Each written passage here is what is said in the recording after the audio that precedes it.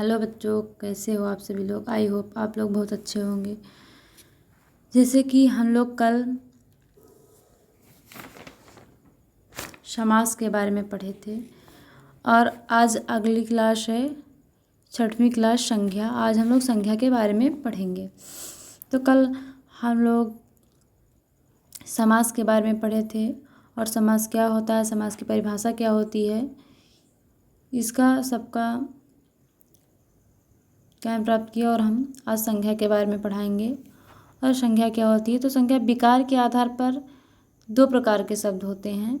एक विकार के आधार पर दो प्रकार के शब्द होते हैं। तो एक पहला होता है विकारी शब्द और दूसरा होता है अविकारी शब्द। अविकारी शब्द में आते हैं संज्ञा, सर्वनाम, विशेषण, क्रिया। ये चार चीज़ विकारी शब्द में आते हैं। और क्रिया विशेषण ये अव्यय है, ये सब अव्यय में आते हैं, अविकारी शब्द में आते हैं। क्रिया विशेषण, संबंध बोधक शब्द, समुच्चय बोधक शब्द, विस्मय बोधक शब्द, ये चार टॉपिक अविकारी शब्द के अंतर्गत आते हैं। तो इस प्रकार से हम लोग संज्ञा के बारे में पढ़ेंगे। संज्ञा की परिभाषा क्या होती है, आप लोग 5वीं क्लास से जानते आ रहे हैं कि संज्ञा क्या है, संज्ञा किसे कहते हैं। तो आज हम संज्ञा के बारे में बताएंगे कि संज्ञा की परिभाषा क्या होती है। तो संज्ञा की परिभाषा होती है कि किसी प्राणी, वस्तु, स्थान, जाति या भाव आदि को संज्ञा कहते हैं।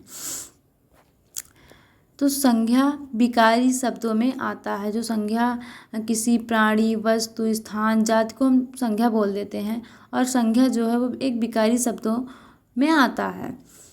जैसे एग्जाम्पल देख सकते हैं, प्राणी, यूपी और किसी भी शहर का नाम ले लीजिए। तो ये सब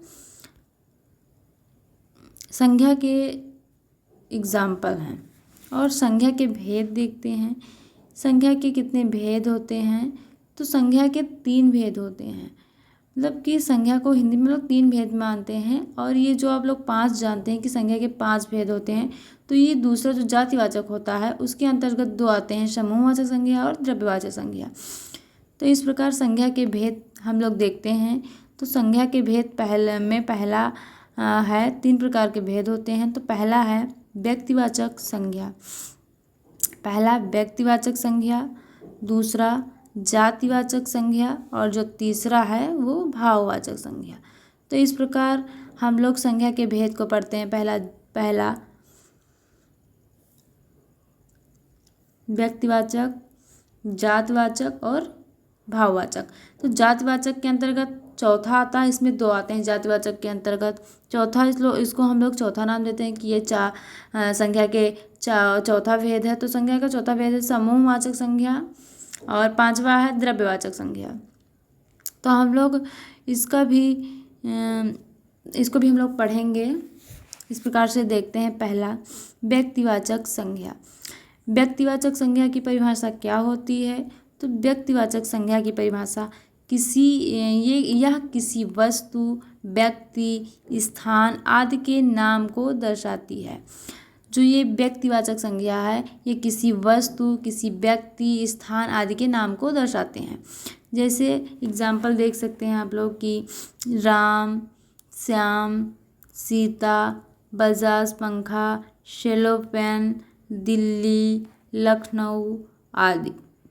ये सब व्यक्तिवाचक संज्ञा के एग्जाम्पल हैं। तो इस प्रकार से हम लोग व्यक्तिवाचक संज्ञा को कंप्लीट करते हैं। और अगला आता है दूसरा नंबर जातिवाचक संज्ञा। तो जातिवाचक संज्ञा की भी परिभाषा देखते हैं। तो जातिवाचक संज्ञा किसे कहते हैं, तो जातिवाचक संज्ञा वो होती है जो किसी वस्तु, प्राणी आदि की पूरी प्रजातियों को दर्शाती हो। मतलब जातिवाचक संज्ञा में किसी की जात के बारे में, मतलब किसी वस्तु हो या कोई प्राणी हो, कुछ भी हो, तो उसकी पूरी जात, प्रजाति को दर्शाती हो, तो उसे हम लोग जातिवाचक संज्ञा कहते हैं। जातिवाचक संज्ञा से ही पता चलता है कि जो उसकी जाति या प्रजाति के बारे में बताए या दर्शाए, उसे हम लोग जातिवाचक संज्ञा कहते हैं। इसका एग्जाम्पल जैसे गाय, कुत्ता, आदमी, लड़का, लड़की, शहर, नदी, पर्वत आदि, ये सब जातिवाचक संज्ञा के अंतर्गत आते हैं। और अगला आता है, इस प्रकार से जातिवाचक हम लोग कंप्लीट करके आगे बढ़ते हैं तीसरे नंबर पे। तो तीसरे नंबर पे आता है समूहवाचक संज्ञा। समूहवाचक संज्ञा किसे कहते हैं? तो इसकी परिभाषा होती है, जो शब्द किसी समूह की तरफ इशारा करें।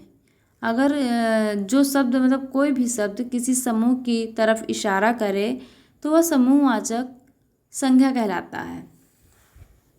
समूहवाचक संज्ञा आप लोग समझ गए कि जो किसी समूह, कोई भी शब्द हो, वो अगर वो समूह किसी समूह की तरफ इशारा करे तो उसे समूहवाचक संज्ञा कहते हैं। समूहवाचक संज्ञा से ही आप लोग को पता चल रहा होगा कि ये समूह के बारे में ही बात करेगी। तो समूह के बारे में इशारा करती है तो उसे हम लोग समूहवाचक संज्ञा के नाम से जानते हैं।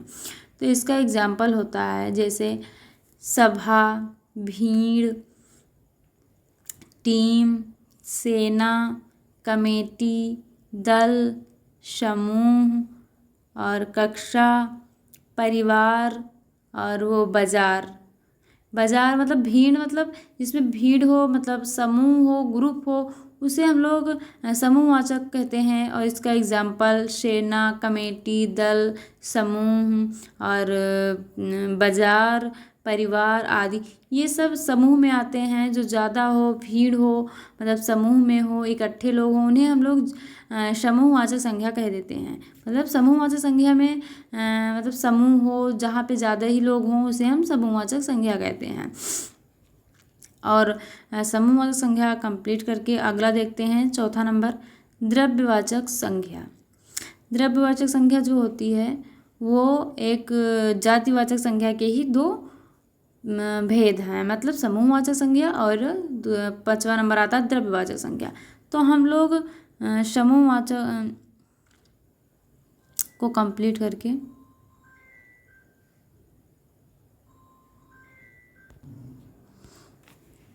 तो आता है द्रव्यवाचक संज्ञा। द्रव्यवाचक संज्ञा,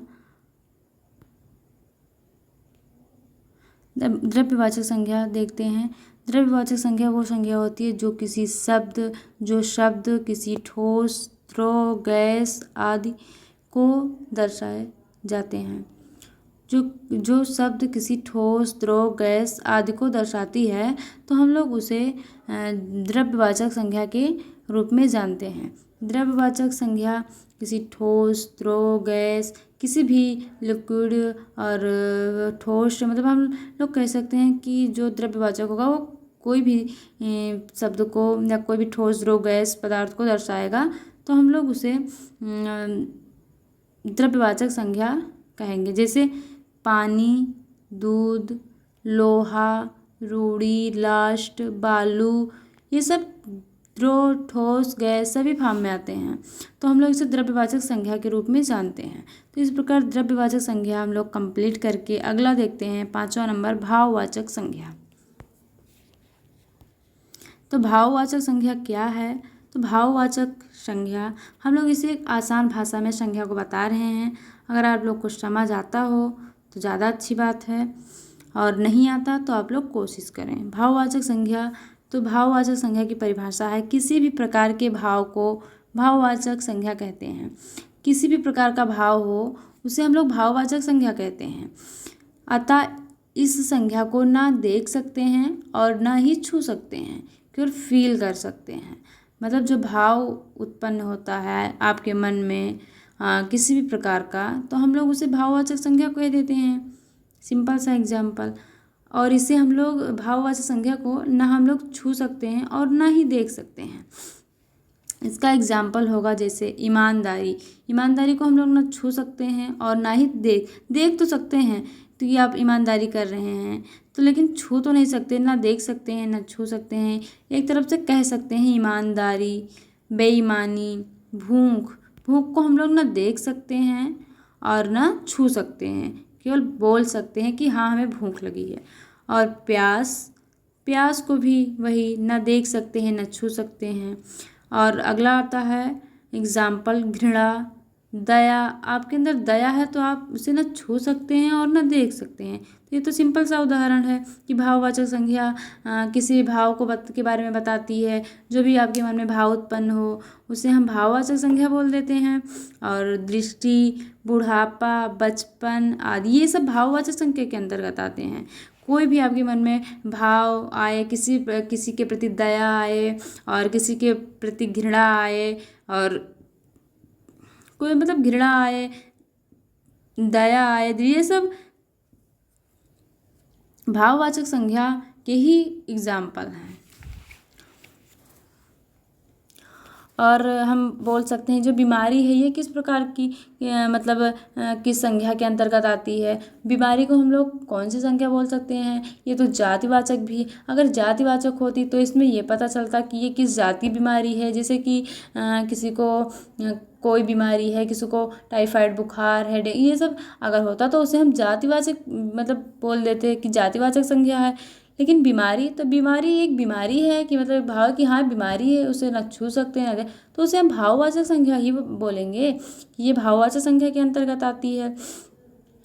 अगर कोई भी बीमारी का पता चले कि अगर उसका नाम हो कि हाँ इनको डेंगू बुखार है या किसी भी प्रकार की बीमारी है तो हम लोग उसे जातिवाचक संज्ञा बोलेंगे। अगर बीमारी का नाम नहीं पता है, केवल यह है बीमारी, तो उसे हम भाववाचक संज्ञा बोलेंगे, वो भाववाचक संज्ञा के अंतर्गत आएगी। और संज्ञा का जो प्रकार है तो आधुनिक तौर पर हम लोग जो अभी तक पढ़े वो दूसरा था, और ये जो संज्ञा है ये आधुनिक तौर पर संज्ञा के भेद हैं। तो ये आधुनिक तौर पे संज्ञा के दो ही भेद हैं, दो ही प्रकार हैं।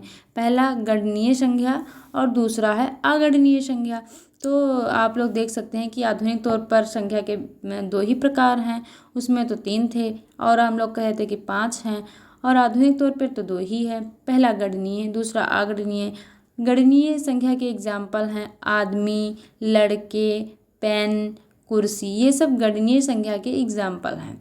और जो अगणनीय संज्ञा है तो इसका एग्जाम्पल है ईमानदारी, सच्चाई, लोहा, पानी, सेना, ये सब आधुनिक तौर पर के एग्जाम्पल संज्ञा के प्रकार हैं।